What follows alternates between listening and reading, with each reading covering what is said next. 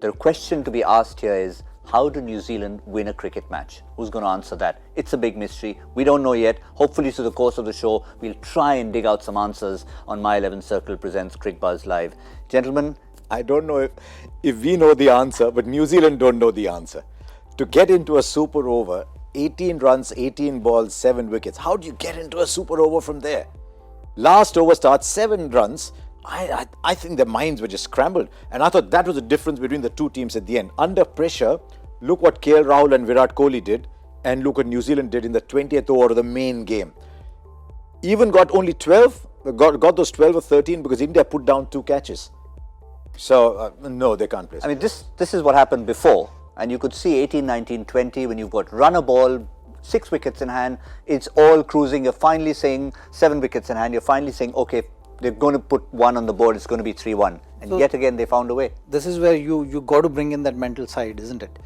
It is nothing. I mean, I don't see any other explanation. I mean, you just need 18 runs of 18 deliveries with so many wickets in hand. For them from that stage to go in super over is simply not acceptable. You know, I mean, 9 out of 10 times you will get home. You will win that match. And that is something which is happening with New Zealand team in this particular series. You know, no matter what they're trying, they're getting in that scenario where the pressure is playing and they're succumbing to pressure and not able to really close the situation. So that has been the case for them. I think it's become a psychological barrier which they're not able to cross in this particular series. Yeah, also, if you lose a couple, then you're starting to think, am I going to lose another? And at the first sign of something happening, you start to think, oh, that means I'm going to lose it, because you start anticipating defeat because you've been there so often. So, I mean, this was... What about Saini's 19th over then? Just 4 runs of the 19th over when 11 were needed to set up 7. Shardul Thakur, again there was a boundary. Second ball, again there's a boundary, and how can you bottle? And you knew the fact that India had to go an over early again to Bumrah, 16 and 18. So Bumrah didn't bowl 19 or 20, and today he was excellent. So New Zealand would have known that the one bowler they attacked in the 6th over to even sort of explode their run chase was Shardul Thakur, and he was going to bowl over number 20.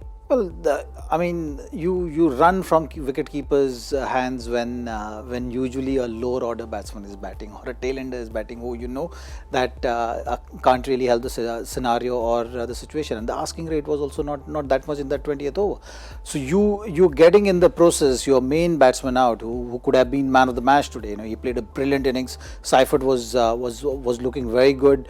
Daryl Mitchell looked good. You know, it's just about holding your nerves, isn't it? You know, to say, and he's hit the boundary of the first ball. So you know, he's more than a capable batsman. It's just about at that stage under pressure, realizing that, you know, I can get the team home. Yes, there was one dot ball, but good players, they soak in that kind of scenario, because actually the pressure is more on the bowler in that scenario. 7 or 8 runs of the last over. How many people are actually saying that with 7 wickets in hand are actually saying that, okay, the team batting is going to end up in a super over? You know, and that too, your main bowler is not bowling. He has finished his quota of overs. So I think there are enough hints which suggest that New Zealand dressing room there was panic for sure. That's the point. Daryl, I was just looking at the ball by ball thing on the app. Daryl Mitchell hits a 4 first ball, and then tries to get off strike and get Seifert run out. He's just hit a 4. Yeah. He's got to back himself at that point to get another 2, right? At that point, they needed 2 to win after he hit the 4. Yeah. And even the last delivery of the match, if you see, it was a wide delivery. Yeah. You know, the planning, the thought process was right. Execution may not be to that, but actually Santner helped the bowler there. You know, if he had held his shot, it would have been a wide for sure. That's what pressure does to you. You know, you are actually feeling, you wanting that ball to come and hit the bat, and in the process you're not actually analyzing exactly what the plan is or the scenario is, wherein you if you see the field placement also, that was suggestive of that fact that, you know, it's going to be a wide Yorker or a wide-ish kind of a delivery. So, you know, these small little things, when someone able to stay in present and absorb that pressure and get the job done, that's where you see character of a player. I think, you know, New Zealand generally in this series are morally down. and nothing they can do about it. It's just about picking themselves up. This series is gone. They have to focus on the one days and the test matches, but they need to revive things as soon as possible. And it's not the game as per se which they have to look into. I think they have to look into characters of players, and giving them the confidence and getting that morale high as possible, because they're a decent side. They've shown that 2-0 down in the series.